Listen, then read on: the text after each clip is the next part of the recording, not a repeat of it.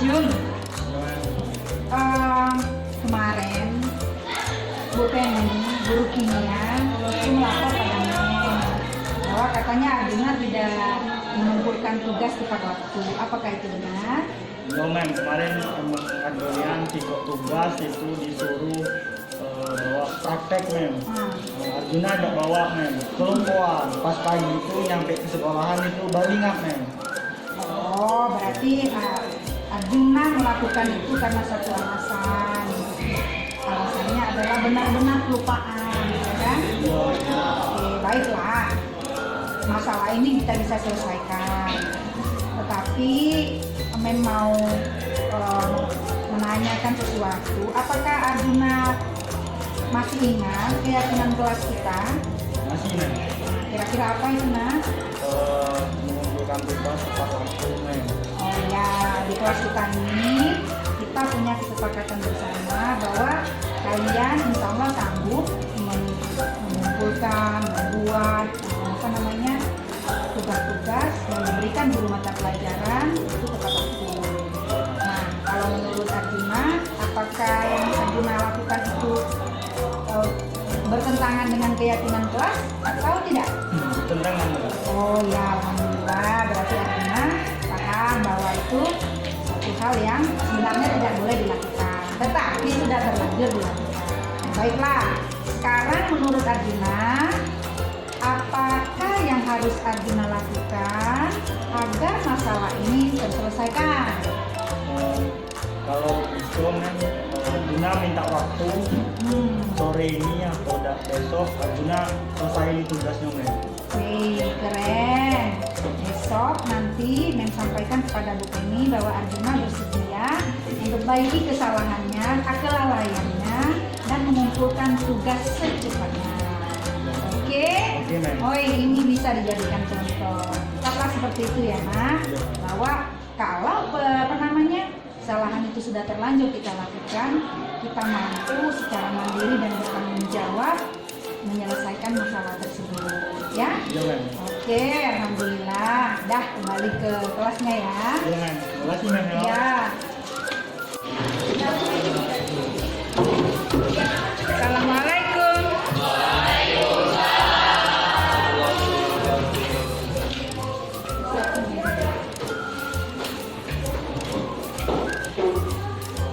Siapin lah. Stand up. Ready. Good morning. Assalamualaikum warahmatullahi wabarakatuh. Doa dulu ya. Doa. Mulai.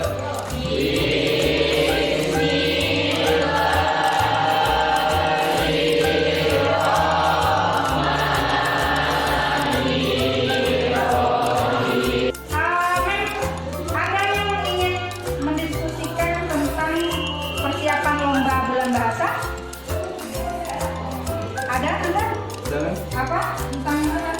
tentang pojok baca. Nah, iya, udah baca ya. Yang lain sudah siap semua? Ya. Baik, mari kita periksa apa yang kalian butuhkan untuk pojok baca. Apa ini pokok? Nanti coba aku ini nggak apa-apa nanti. Jadi nanti rencana kalian ini akan diapakan?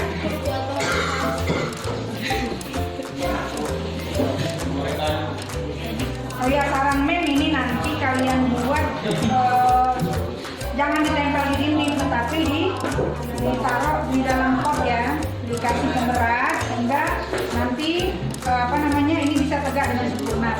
Kemudian literasinya akan ditempelkan di sini rencananya pakai apa? Origami. Kemudian siapa pojok baca kalian? Sudah sampai mana? Sudah sampai mana? Ini masih belum maksimal ya, Nah. Nanti kita tolong perbaiki kembali. Buku kita tambah kembali. Tapi ini sepertinya bukan buku kita ini. Ini, yang ini. Kemarin dalam catatan Mem nggak ada yang mengumpulkan buku ini. Dari mana ini? Kalian pinjam di perpus?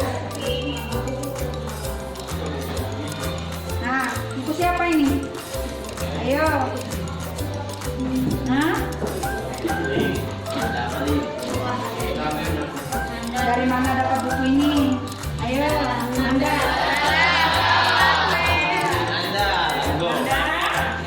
Coba jelaskan sama Mem, kira-kira buku-buku ini didapat dari mana? Karena minggu lalu belum ada.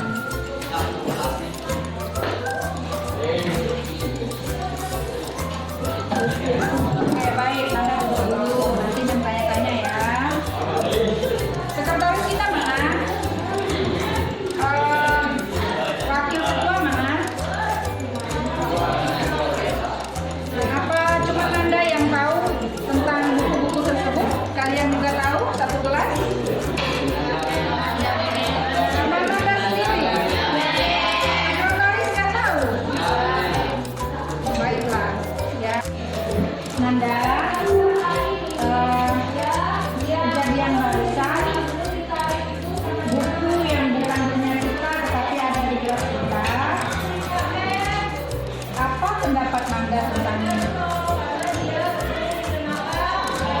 Apakah ini benar? Apakah salah? Salah. Kenapa Mem menyelesaikan masalah ini di depan kalian semua, anak-anak? Karena Mem yakin kalian tahu masalah ini, hanya tidak mau mengaku. Jadi walaupun Mem ini menasihati Nanda sebagai ketua kelas kalian, tapi sebenarnya ini untuk kalian semua. Karena Mem yakin kalian tahu masalah buku ini. Ya, baiklah. Mem memahami bahwa Nanda dan teman-teman melakukan ini karena satu alasan. Kira-kira apa yang membuat Nanda dan teman-teman melakukan ini?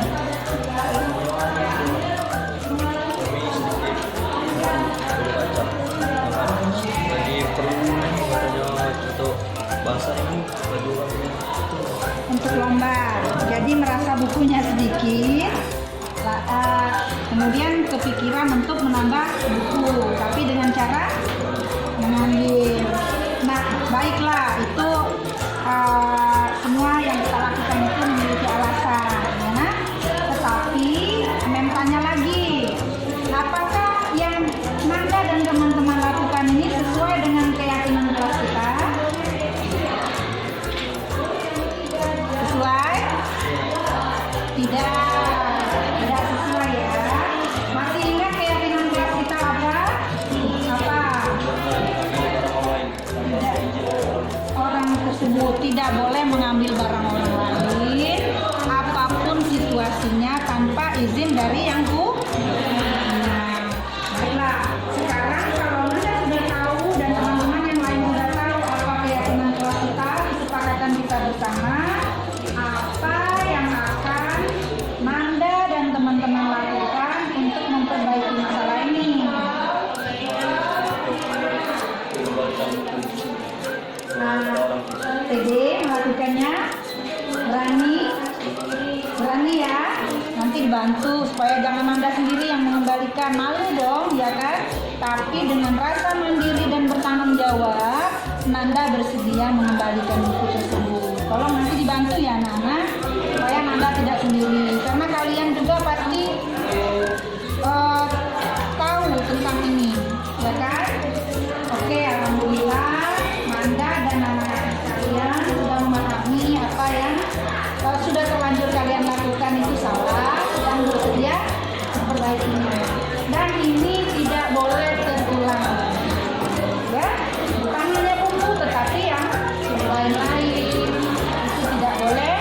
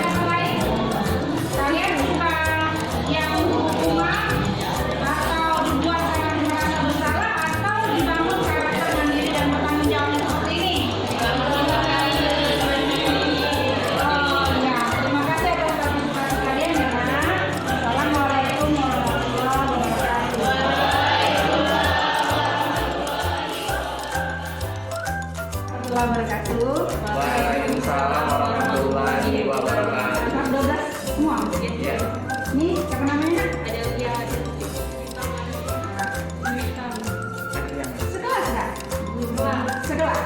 Oke. Mem ngumpulin kamu di sini. Kan kemarin kita sudah bikin video yang itu penyelesaian masalah ini menggunakan segitiga restitusi. Nah hari ini Mem mau meminta pendapat kalian untuk bahan refleksi bagi Mem. Menurut kalian suka yang mana? Diselesaikan dengan segitiga restitusi seperti kemarin atau seperti yang sudah diberi poin, dihukum berdiri di depan kelas misalnya tidak ngumpul PR, kalau telat disuruh nyapu halaman. Nah kalau menurut kalian suka yang mana? Coba ini dulu. Kalau saya sendiri memang lebih suka yang sistem segitiga restitusi tadi, karena itu membangun sisi mandiri kami dan sisi tanggung jawab kami sebagai siswa. Kalau soal hukuman udah nggak zaman lagi, Mem. Udah misalnya dihukum berdiri di luar kelas, iya, Mem. Nggak zaman lagi yang kayak gitu. Lebih suka yang segitiga restitusi tadi. Karena kelas 12 pasti banyak tuh kenangan-kenangan melanggar aturan selama ini. Kalau udah nyata, kalau udah ngumpul PR apa kalian biasanya?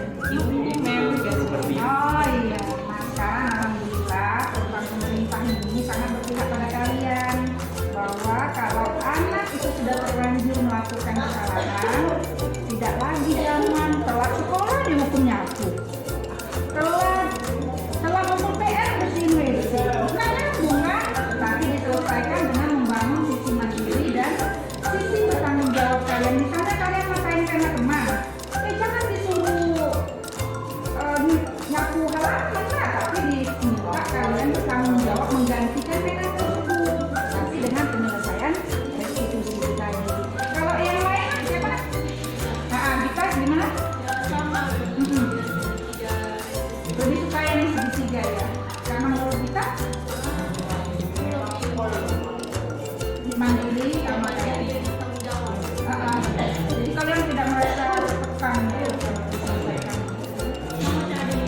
Sama, lebih suka restitusi. Tapi memang rata-rata kemarin kan sebegitu kita selesai membuat video itu kan sekilas mintanya suka nggak diselesaikan begini. Rata-rata kan kalian menganggap enak kan kalau masalah diselesaikan begini. Lebih nyaman siswanya, lebih tahu oh ya ternyata aku salah. Kalau aku salah, bagaimana cara memperbaiki kesalahan? Karena semua orang tidak mungkin lepas dari salah. Terakhir yang ganteng nih. Sama metode segitiga restitusi. Oh, segitiga restitusi. Alasannya? Ya karena bisa membangun kemandirian pada diri kita dari. Mandiri, bertanggung jawab.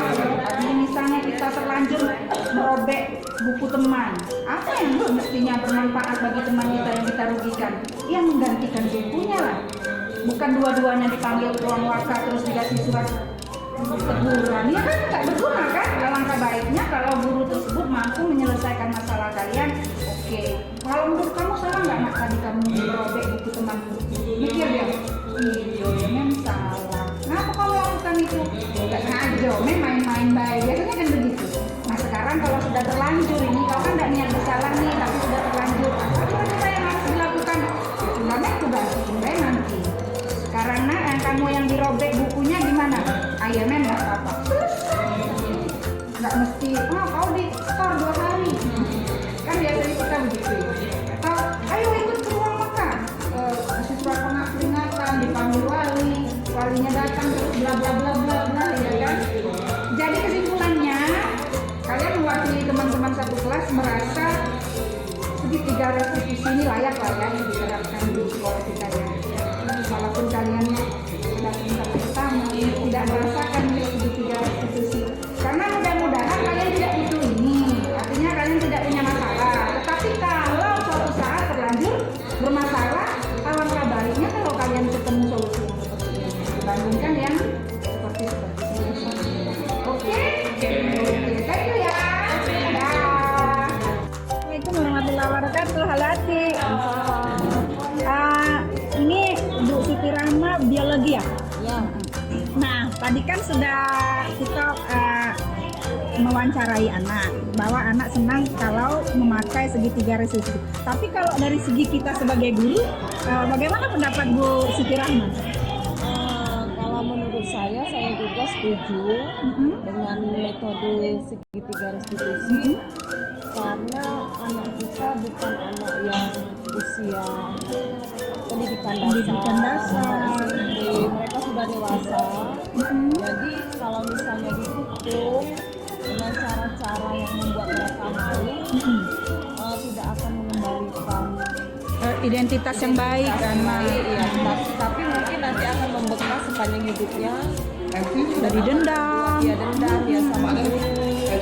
Nah, tapi kalau dengan metode segitiga ini, dia akan paham bahwa apa yang dilakukannya salah, kemudian dia akan memperbaiki dengan cara-cara yang elegan. Nih, keren sepakat. Kasih Yati.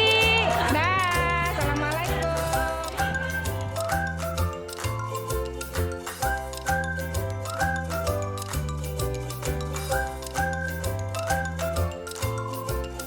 Bismillahirrahmanirrahim. Assalamualaikum warahmatullahi wabarakatuh.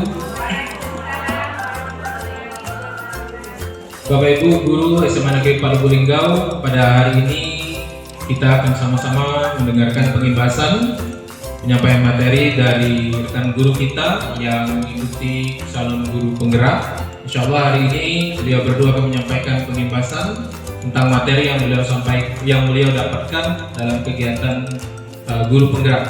Mudah-mudahan kita dapat menangkap ataupun mendapatkan ilmu baru yang insya Allah akan bermanfaat bagi profesi kita sebagai seorang pendidik. Kita langsung saja kita beri kesempatan kepada yang terhormat Ibu Yaumi Sukiro, Sarjana Pendidikan, untuk menyampaikan materinya. Kami silakan.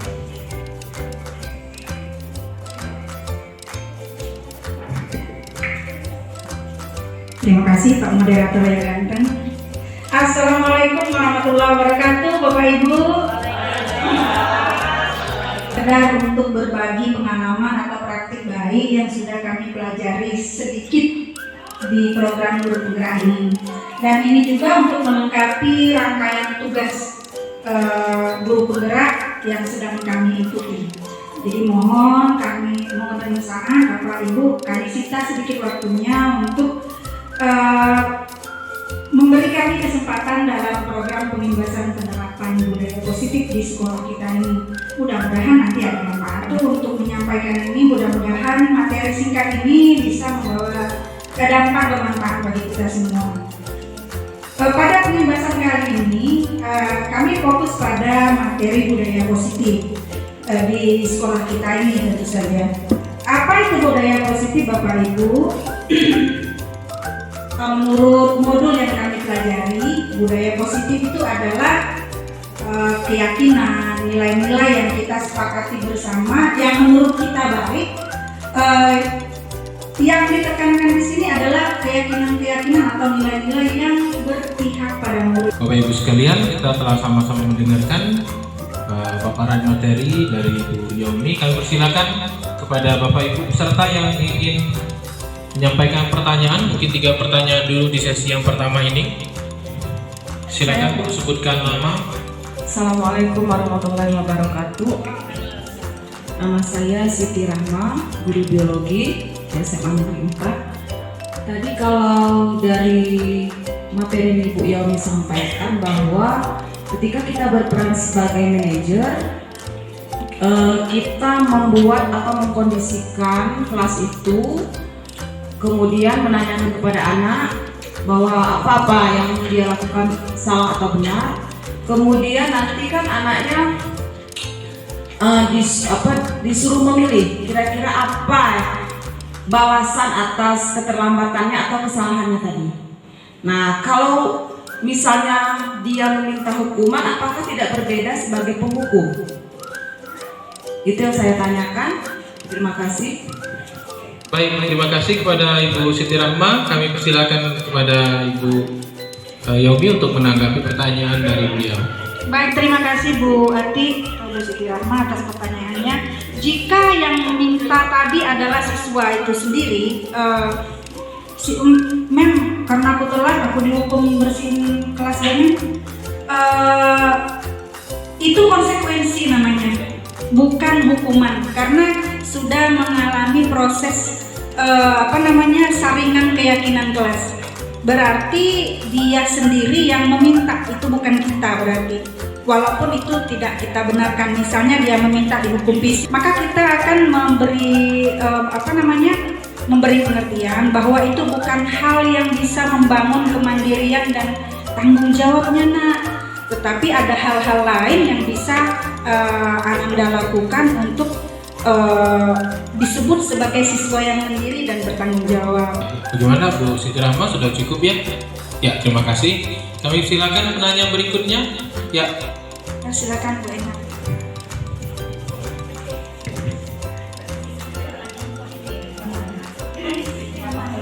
Assalamualaikum warahmatullahi wabarakatuh. Waalaikumsalam. Terima kasih atas kesempatan ini. Hanya salah satu pihak, ya artinya hukuman, penghukum, rasa bersalah, tenang, pemantau. Nah dari apa yang disampaikan ini artinya manajer itu berarti bagaimana kita mengelola anak-anak baik yang punya masalah, dan juga kita memaksa ikhlas sehingga KBM itu bisa berjalan lancar. Mudah-mudahan itu bisa diterapkan bagi kita semuanya. Itu saja Bu Yaumi, terima kasih. Selamat aja. Terima kasih Bu Yaumi. Baik, terima kasih kepada Bapak Ibu serta telah memberikan tanggapan dan pertanyaan kepada penyaji kita, yaitu Ibu Yaumi Siti Sarjana Pendidikan. Dan kami mengucapkan terima kasih kepada Bapak Ibu semua, dan kita juga mengucapkan terima kasih kepada Bu Yaumi. Mungkin ada kalimat penutup, kami persilakan kepada Ibu Yaumi Siti. Baik, terima kasih atas masukan dan sarannya tadi Bu Endang. Alhamdulillah materi pembahasan ini sampai dengan terrefleksinya yang dijelaskan oleh Bu Endang tadi, bahwa posisi manajer sebenarnya adalah posisi yang ideal, tetapi tentu kita harus melalui dulu tahap-tahap yang tadinya kita ada di penghukum, membuat rasa bersalah, teman atau pemantau. Mudah-mudahan kita semua akan menuju ke posisi manajer, pelan tapi pasti ya Bapak Ibu. Dan nanti materinya akan lebih menarik lagi yang akan disampaikan oleh Bu Deti Mulyana MPD, yaitu bagaimana cara melaksanakan posisi manajer ini. Akan lebih detail lagi nanti akan diimbaskan oleh Bu Deti. Terima kasih atas waktu Bapak Ibu. Saya sangat-sangat menghormati apa yang sudah kita lakukan hari ini, atas kesediaan Bapak Ibu, waktu dan sebagainya, energi yang sudah terkuras dari pagi.